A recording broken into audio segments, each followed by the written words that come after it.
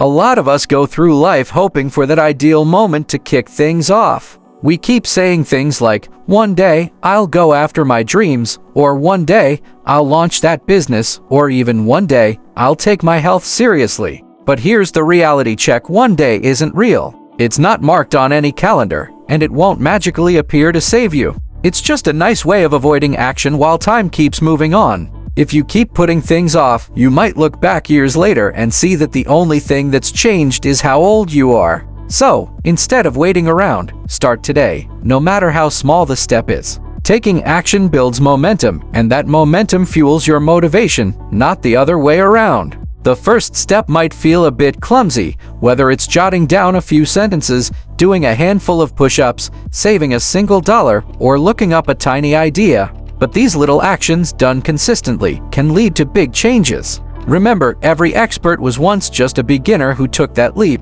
and every dream that came true started with an imperfect step.